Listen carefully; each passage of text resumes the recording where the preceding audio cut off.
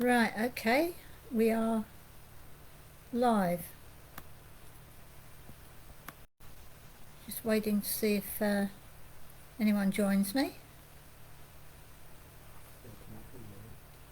Eh? It's not come up on yours. Have you got the correct thing?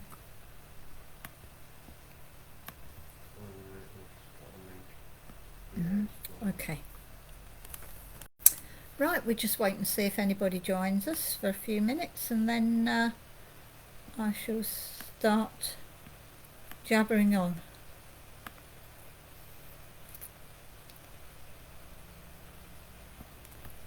Well, it's coming on with that too low FPS, whatever that is. Current frame rate is too low. No idea. No idea. 3 viewers, 1 comment.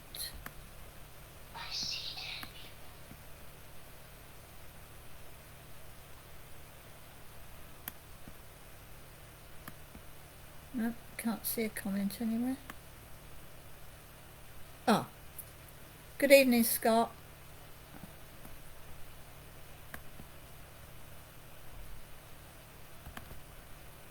Right, okay.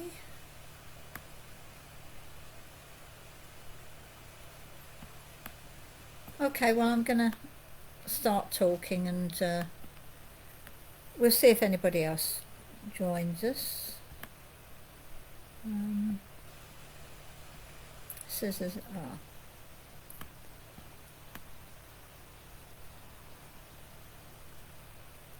okay. Right, says there's 4 viewers. I believe there's 4 people on somewhere, so hello to all of you.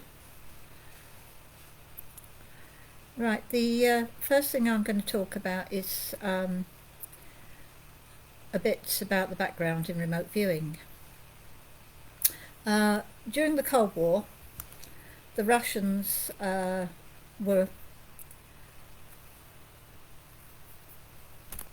Sorry, lost the track of what I was going to say.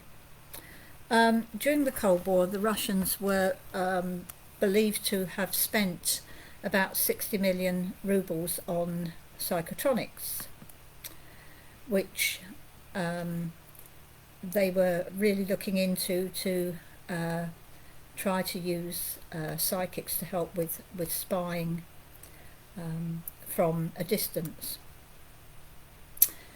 Round about 1972, the Americans decided to do a similar thing, and they set up a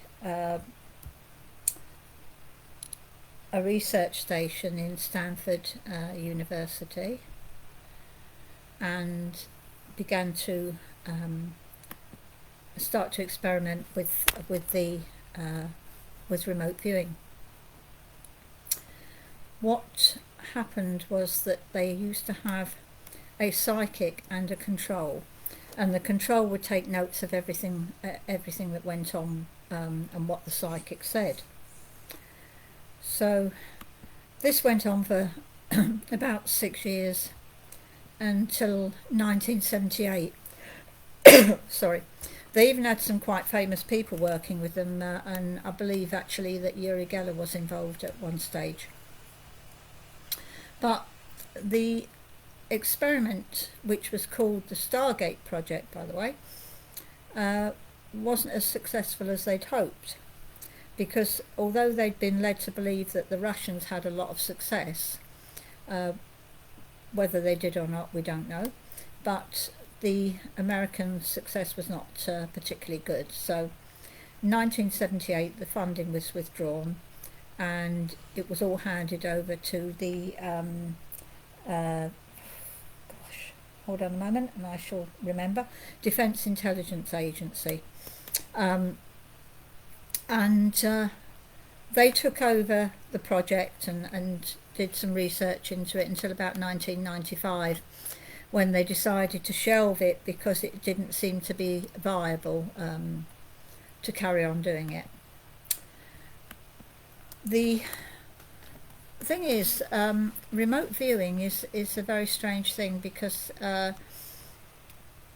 although we can, to a certain extent, do it to order, it's not 100% infallible. I've found that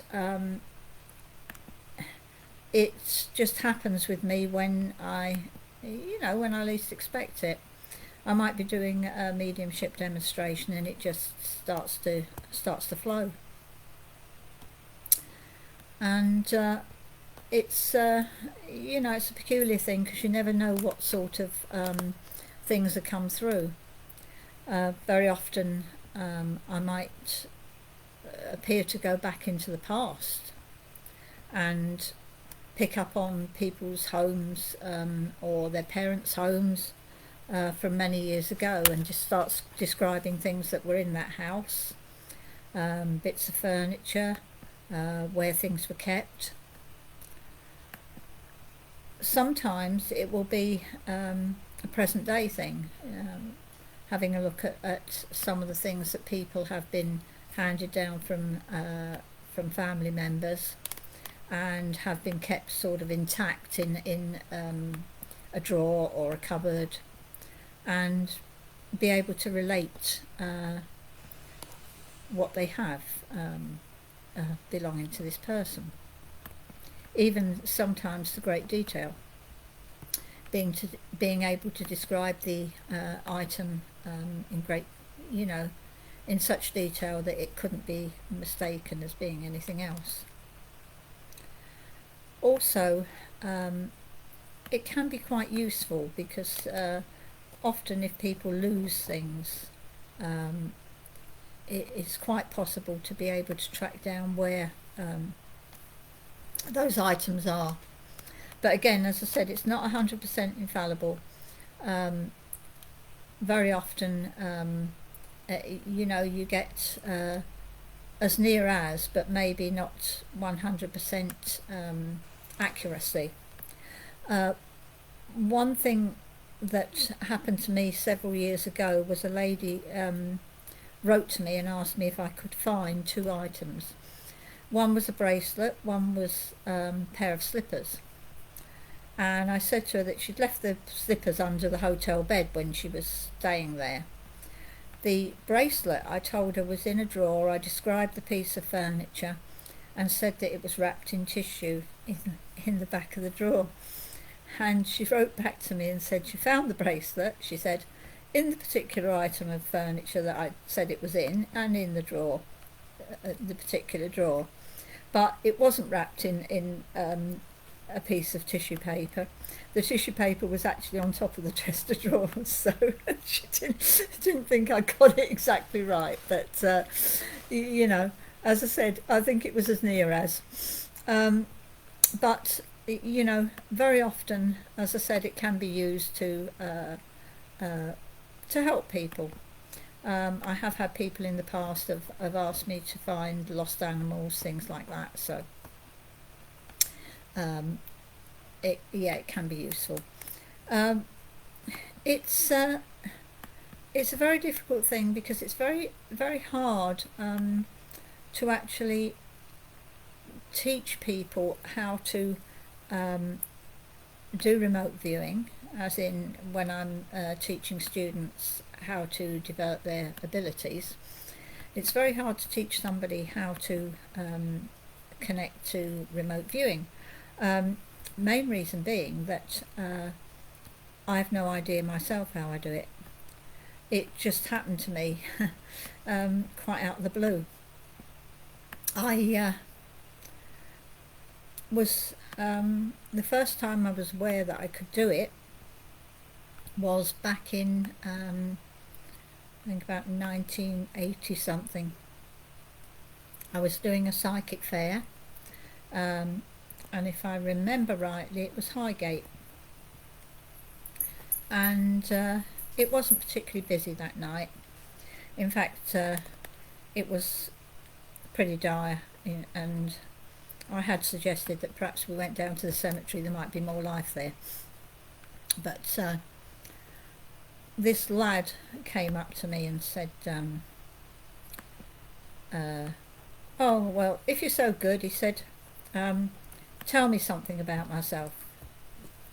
And I said, no, I said, no, not just, here to do it, to satisfy your curiosity. I said, no. Anyway, he kept on and on and on. He got so annoying that suddenly I started describing a room to him, and everything that was in the room. I went right round the room, from the door right round the room and back to the door, and he looked extremely shocked and said, "That's my bedroom." And it was, and apparently I described it accurately, but it didn't bother me again anyway after that. Right, I've just seen I've got a couple of messages here. One from Lynn Baker. Do I have an angel? That is a very difficult question for me to ask, because personally I don't believe in angels, but I do believe that you will see things in a way that is acceptable to you. So if you believe in angels, then you will see angels. If you believe in fairies, you'll see fairies. If you believe in real people, that is, as in earthly people, that is what you will see. So to actually say whether you have an angel with you, that is something I can't answer. I do believe that there is someone around you, but I would not say it was an angel. It's not something that I actually see. Okay. Right. Is there anybody here that wants to ask a question? I see there's 7 people watching here somewhere. Who is around me? I'm not actually here to discuss that. We're here to answer questions on things like remote viewing and other stuff, not about spirits around you or giving readings, I'm afraid, Lynn.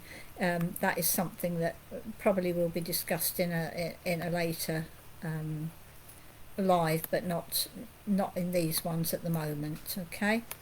Because to be quite honest, I'm not tuned into that sort of thing at the moment, okay? I'm here to answer questions. And no, don't be sorry, it's just, I've got to point that out to you, because obviously if I start giving readings to certain people, everybody will expect to come on and get readings, and that's not really what this is about. It's about discussing different topics that people are interested in and allowing them to ask questions, okay?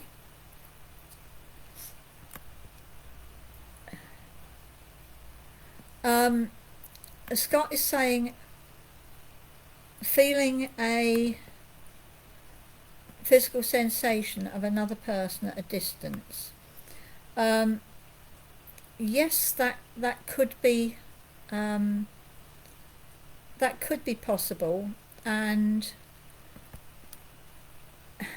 again, it's something that that some people can do and other people can't. When you're saying about this, is this something that you actually experience yourself, Scott?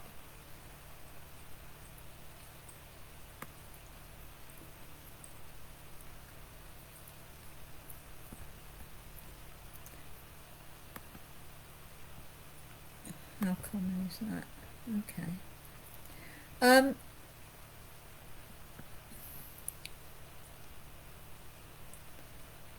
Right, okay. Yes, I have. Right. I think sometimes we can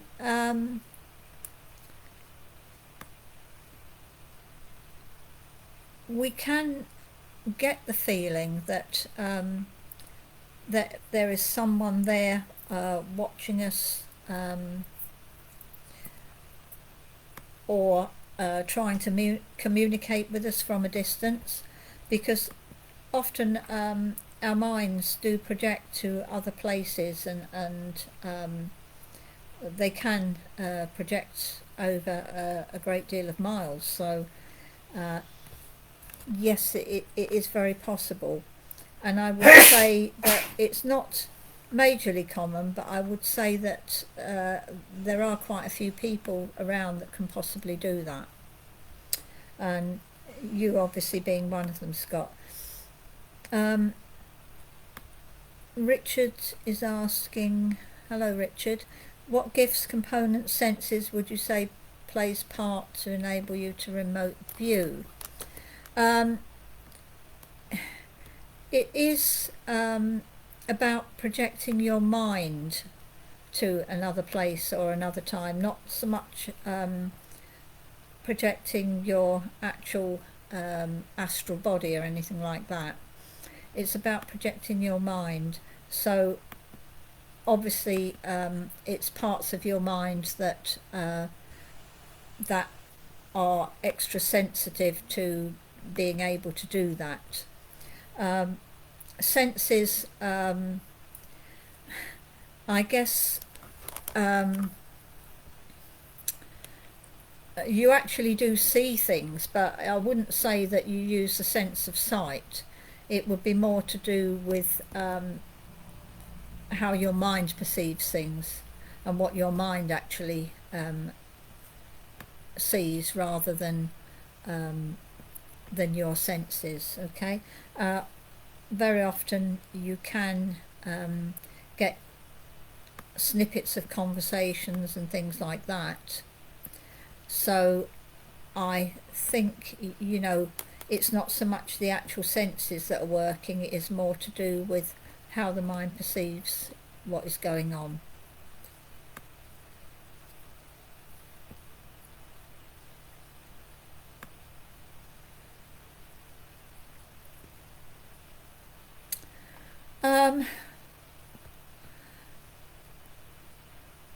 To be quite honest, David, hello David, to be quite honest, David, to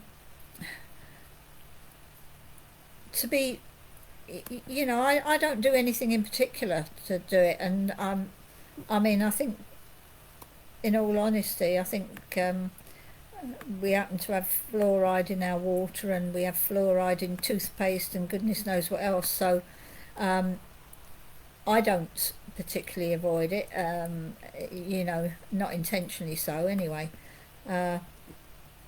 So I don't, it might make it a bit clearer, but I don't think that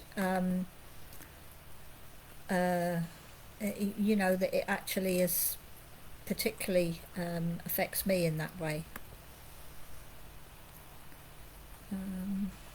Spiritual senses, clairvoyance. I think mind sense, all the clairs. Yes, to a certain extent, but I probably think it would be more clairsentience than clairvoyance, because with clairvoyance, it's not so much seeing things in your mind's eye, it's seeing things as though we're looking at someone that is standing in front of us. Same with clairaudience, that is also hearing somebody speak as though they're in the room with you. So more clairsentience, I would presume, than any of the other clairs. Okay. Any other questions?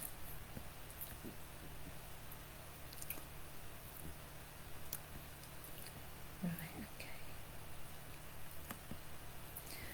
And talking about the clairs, as we call them, for those who don't know, clairvoyance is about seeing spirit, and you may see spirit in various different ways, and you may see them in your mind's eye, but clairvoyance is more about seeing spirit as if it is an a mist or or even a solid form outside of your mind, so in actually seeing it as though you're looking at somebody else.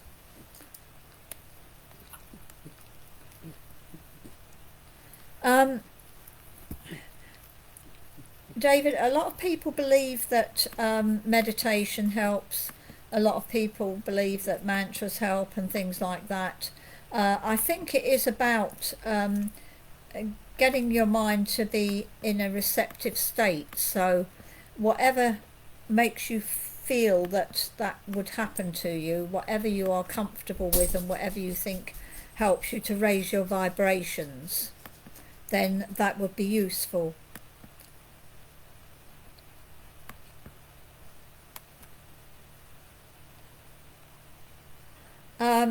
As I said earlier, Richard, I don't particularly know how I do it.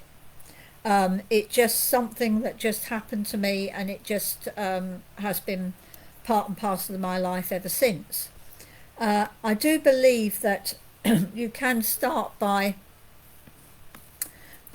sitting and concentrating on a certain place or a certain thing, and then try and draw what you actually see. And maybe if you've got someone at a distance who is working with you and who is perhaps able to provide a drawing or an object that you can concentrate on, then maybe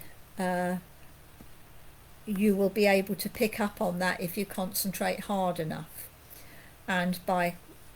But then again, you know, if you're linking with somebody else's mind, that could be a kind of bordering on sort of a telekinetic link. So you know, it's very difficult to say, but that is probably how I would start. I would get someone to perhaps draw a picture or have an object with them at a distance, and you try and tune into them and perhaps either draw that object or describe that object, and then get the feedback from them.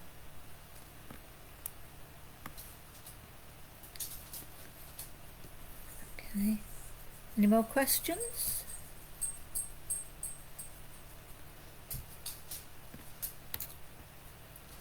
Right, okay, back to describing the clairs. Yes, so there are a couple of ways in which you can actually see spirit. As I said, sometimes see them in your mind's eye, but that is bordering on clairsentience with that. So usually clairvoyance is actually seeing the spirit as though it's in the room with you, and as I said, in any degree of solidity. Clairaudience, hearing spirit, again, not within your head, because that is clairsentience. Clairsentience is feeling. So you feel the voice, or you feel the how a person looks, or you feel the energies coming from a person. You know, so clairaudience usually is about hearing voices and hearing somebody speaking to you from without, you know, outside of your head. Clairgustance, that is, well, some people say it's smelling, but it's more to do with tasting, and being as the senses of taste and smell are quite closely linked, then you know, obviously that can be why there's a bit of a crossover there. Clairsentience with a C, as in scent, is smelling spirit. So that is one of the most common senses that that are used when people are trying to come through to you from spirit and let you know they're there, because it's the most unalarming sense, because it's nice to be able to associate a smell with somebody. For instance, it could be a smell of perfume, smell of soap, it could be a tobacco smell, anything like that. But if it is somebody that was really close to you and you can relate to that, then that would be good.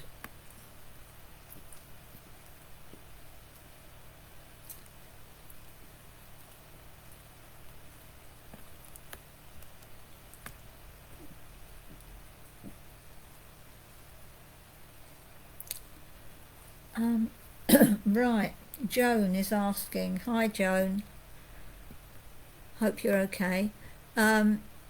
Joan is asking how dangerous remote viewing can be. I would say that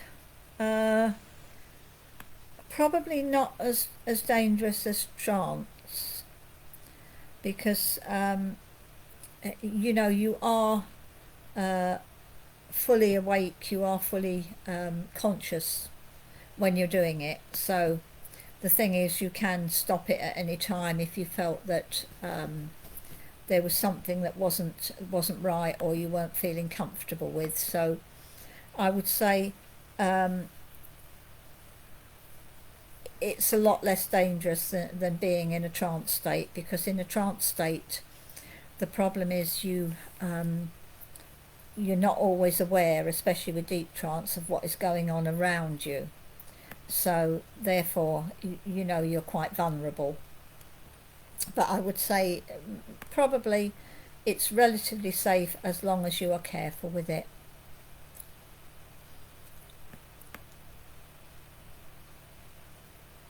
Right. Right. Richard is saying that is there some confusion over the clairs, as I've heard people put it in the same category as mental mind. Right. Using all the clairs is what we call, or what we refer to as, mental mediumship. So basically that is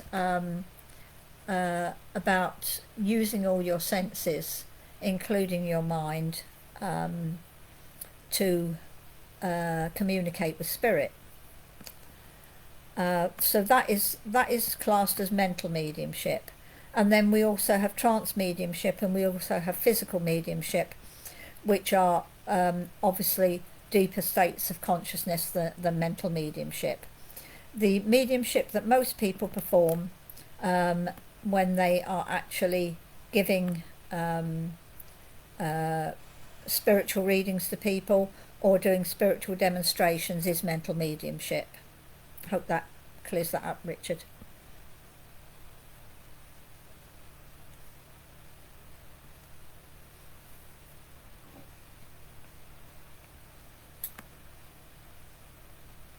Right, okay. Yeah, if you're talking about the communication to the mind of the medium, that is what we call clairsentience. Okay. Clairsentience is within the mind. It's a feeling. It's a feeling you get that there is a spirit with you. Okay.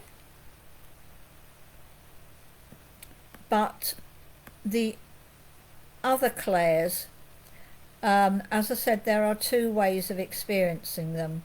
Sometimes you can experience them in your mind, but a lot of time you can experience them as if you are looking at somebody in the room or hearing somebody in the room. Okay.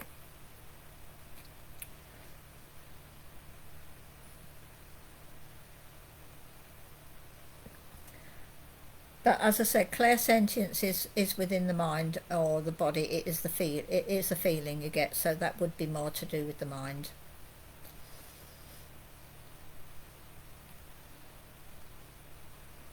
Yes, yes, that's right, Richard. Yes, it can be both in mind and external to your mind. But like I said, clairsentience is when you get a picture in your mind of somebody, or you get a feeling in your mind, or you get a feeling of what somebody's wearing, or a feeling of what somebody looks like. That's clairsentience. The other clairs are when you actually get a description because you can actually see the person as if they're standing in front of you, or you can actually hear what they're saying, or any other form of communication that they care to uh, give to you. But yes, basically, it can be external and it can be in your mind. Yeah.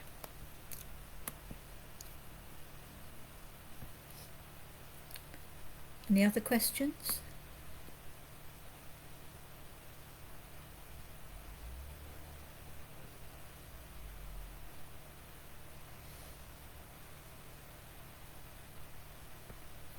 Right. Anybody else have any questions? No? Right, so anyway, on to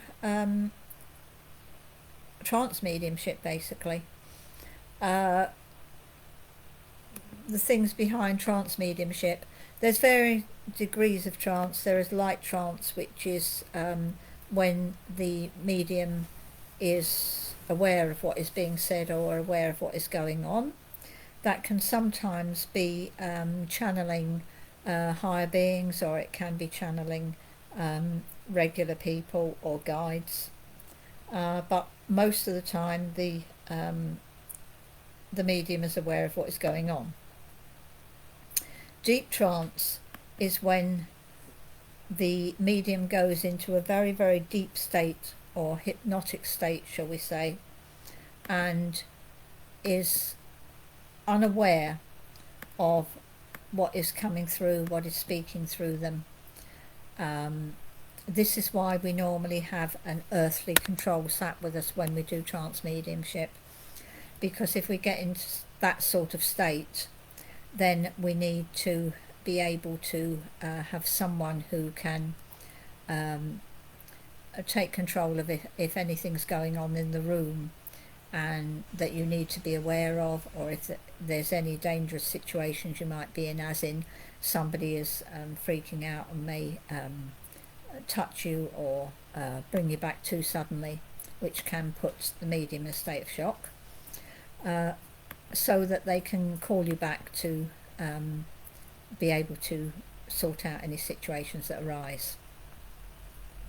With deep trance, you are slightly aware of what is going on as you're going into trance. You're slightly aware of what is going on when you're coming out of trance, but the period in between you have no basic control over and no real knowledge of until you sit and listen to a recording or whatever afterwards.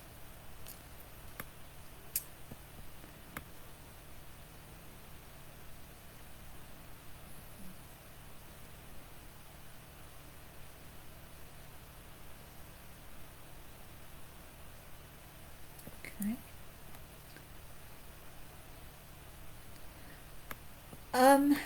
Okay, so Richard's asking, do trance and remote viewing sometimes work together? I guess it is possible. I mean, sometimes trance, there's a lot of stuff goes on when you're in deep trance that, as I said, you're not really aware of. But there are some very, very strange things that come through, and some very detailed information. I've not been aware of remote viewing coming through when I'm in trance, but we do get some very, very, very strong and valid information. So it is a possibility, I suppose. I've never really thought about it.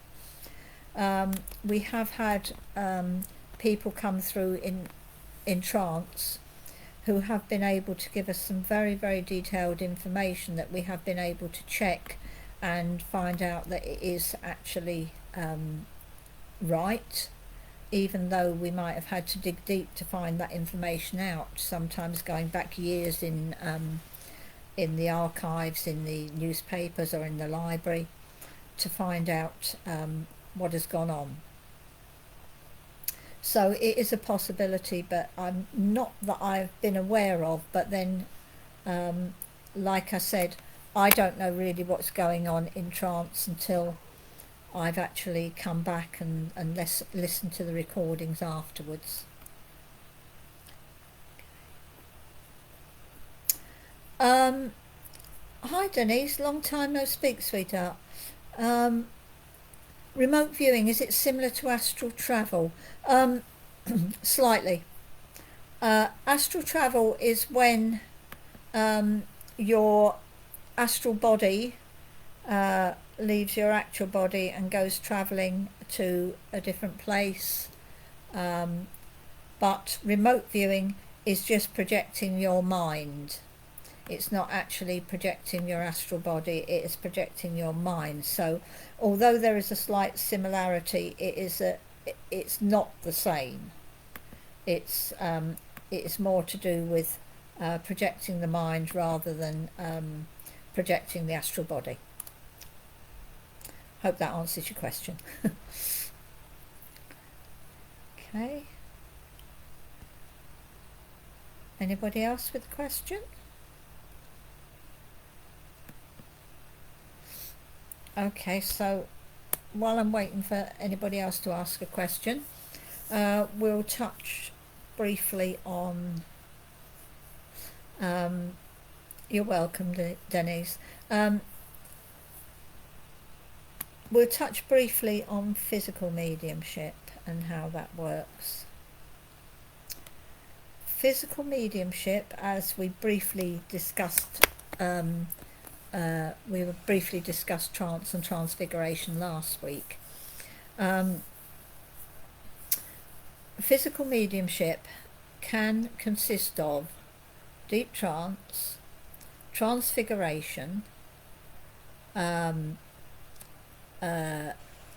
apports, asports, direct voice, indirect voice, movement of objects,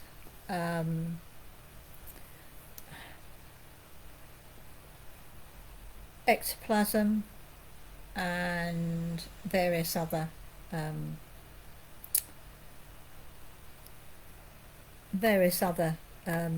degrees of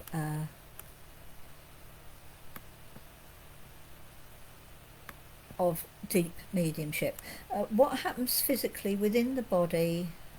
Whoops, sorry, lost your message. What happens physically within the body and voice box when you hear a medium's voice change in trance, when spirit uses the medium to talk through? Right.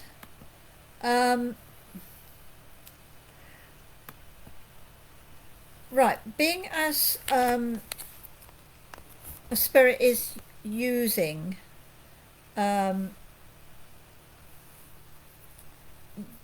being as spirit, I'll answer you in a moment, Joan. Okay, being a spirit is using your actual voice box, although there will be some changes in perhaps the tone or the volume of the medium's voice, there will still be some of the medium's voice characteristics there. You may be aware whether it is a man, a woman, or a child speaking through the medium, but although there are some quite a deep degree of change, you are still using your own voice box. So therefore, there will not be any vast changes. But with physical mediumship, there is a thing called indirect voice, which means that the voice isn't actually coming from the medium themselves.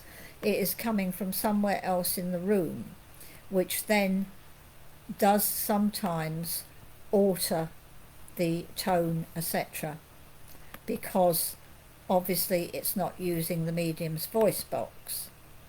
I hope I've explained that okay, but if I haven't, just ask away.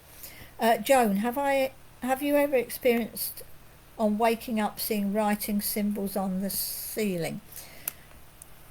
I've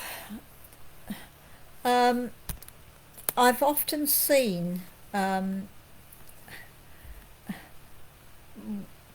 lot of different things, especially when I was a child. I used to see a lot of pictures, writing, visions, if you like, in various objects and on various different surfaces. So yes, I have seen certain things like that, but not just on waking, but at various other times of the day. But that's quite interesting. So is this something you've been experiencing, Joan?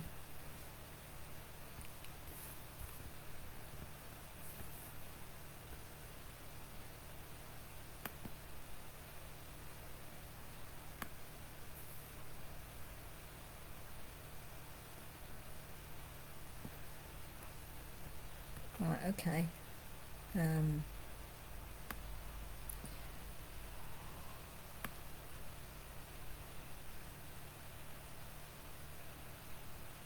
yes, okay. Right. If I were you, Joan, I would keep a pad and pen or pad and pencil next to the bed and try and write down as many of them as you can, if you can remember what they look like. And to be quite honest, it could be somebody who's trying to contact you and perhaps give you some kind of messages. Symbols are quite interesting because very often symbols can be used in well, as you know, Joan, can be used in other areas of healing or mediumship, because sometimes they are actually they can actually be something that is of great importance to your development. Right, Richard. Richard is asking, when you see facial changes on a trance medium, does that transfer then from trance mediumship to physical mediumship? Yes, Richard, there is a crossover there. What you sometimes get with trance is what we call overshadowing, which is also a form of transfiguration, and where the person that is coming through might overshadow that person's face, hands, or other parts of the body to make them appear more like the person that is speaking through the trance medium. Physical mediumship, yes, transfiguration can be part of physical mediumship, but with really deep physical mediumship, often there is what we call ectoplasm, which, I mean, to be quite honest, I've seen some pretty strange things over the years, so um, you know, it's not so far-fetched as people might think, where you will get a mist or uh,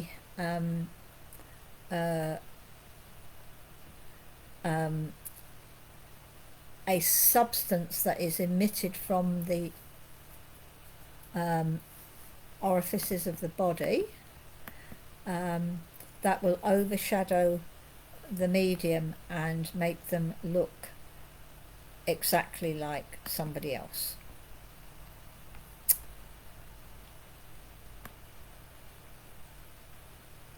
Right.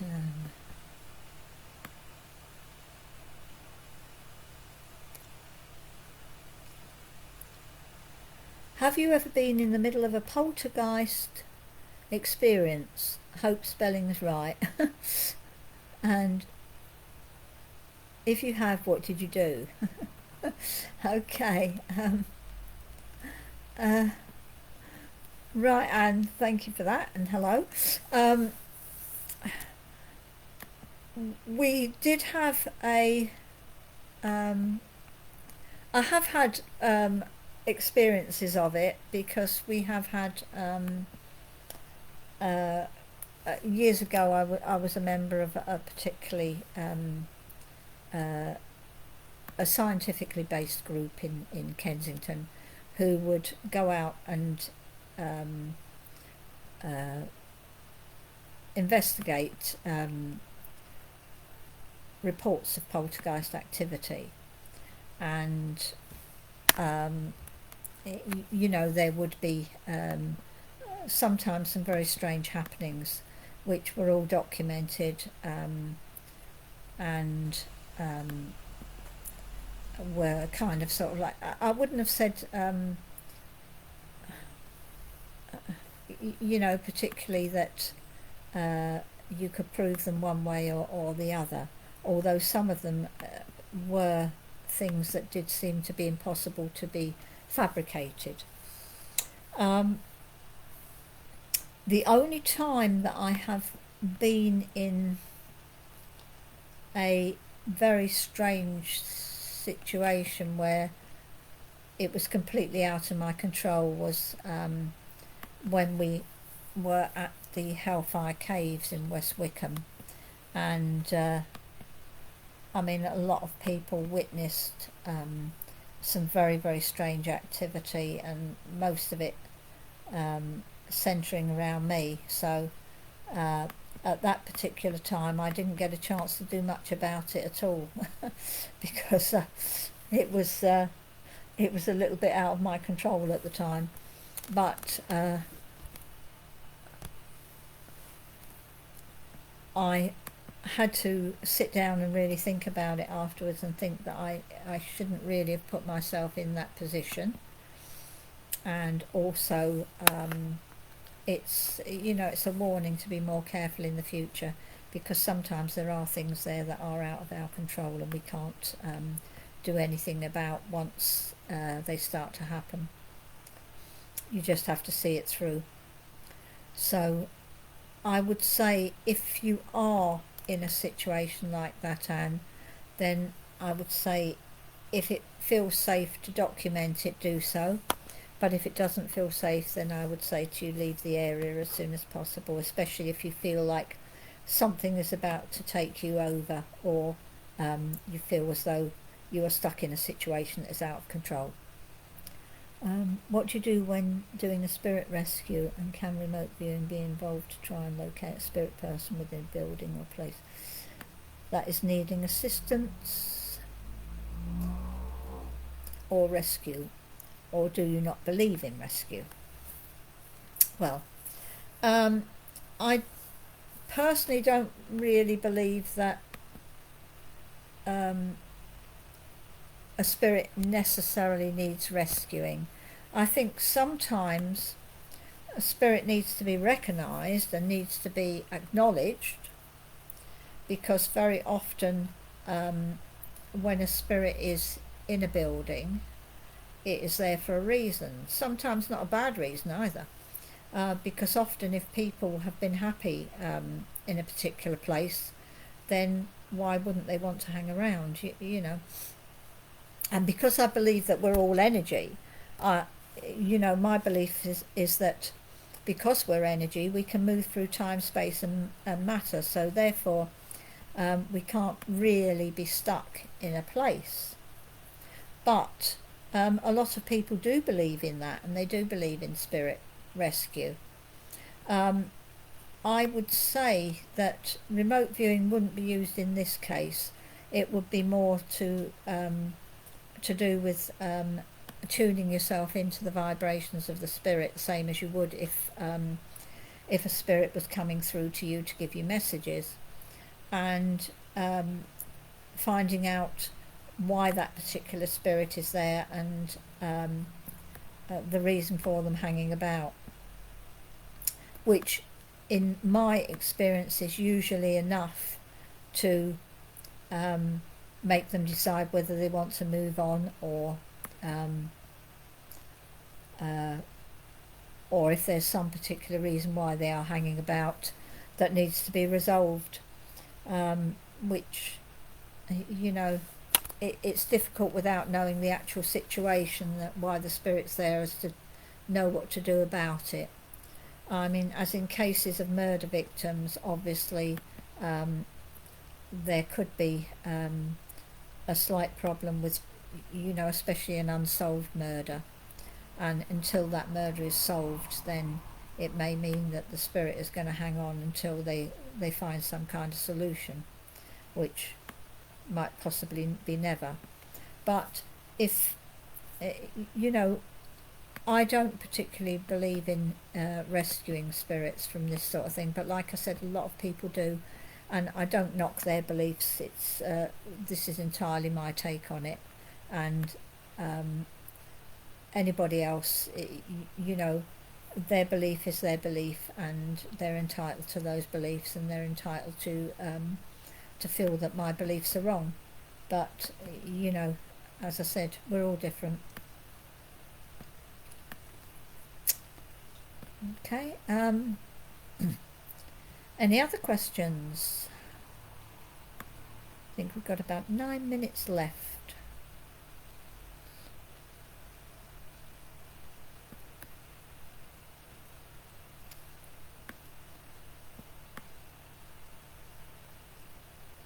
Okay. What techniques or methods do you use to move from one state of trance to the next state, etc.? Right, okay. As I said, Richard, the type of trance I do is deep trance, and I use a special way of breathing, and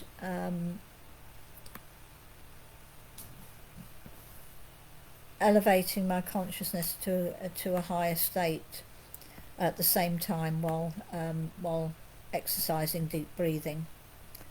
And that is the method I use to go into deep trance. I very, very, very rarely use light trance these days. I don't feel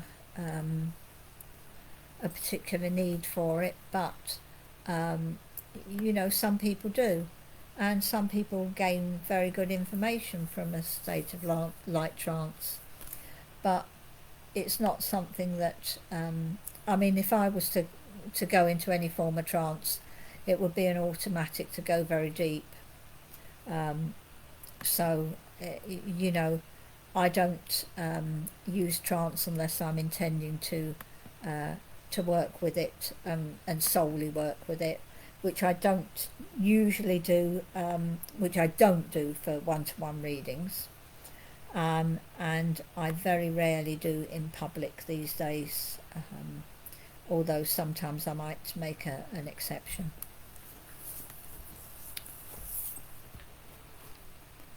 Okay.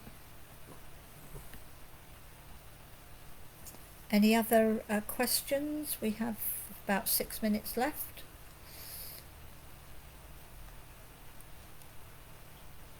Right. What types of things happen in light trance compared with deep trance? Right, okay. Light trance might be contacting guides, helpers, and just basically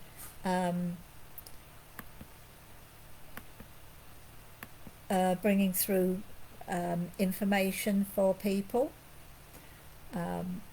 as in you know, guidance and things like that. Okay, you know, helping people to connect to higher beings, but without actually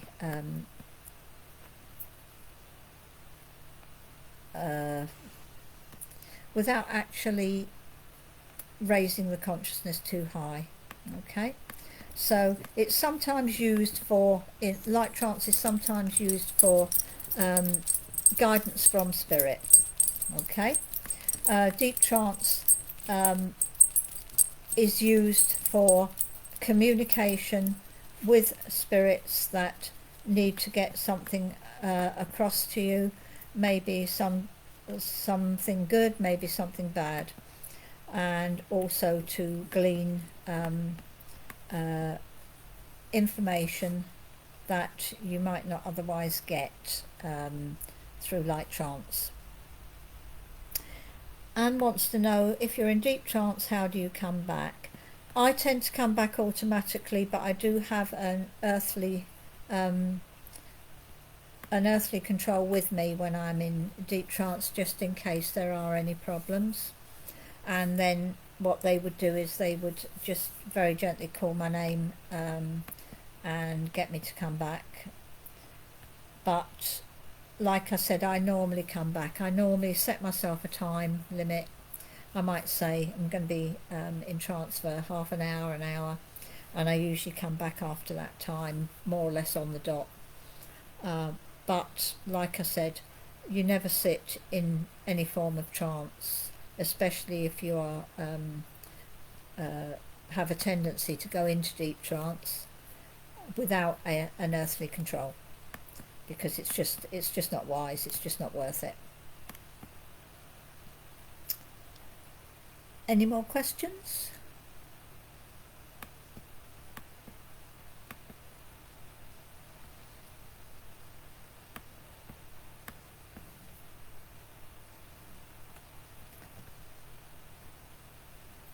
Okay.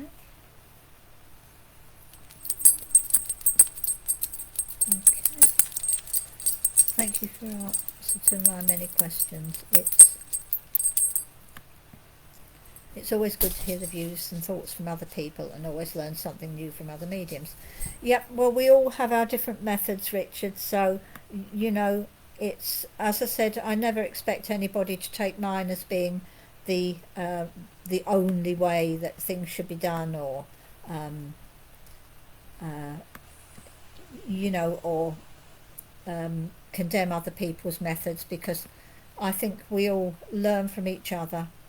And sometimes a method works for one person, but it doesn't necessarily work for another.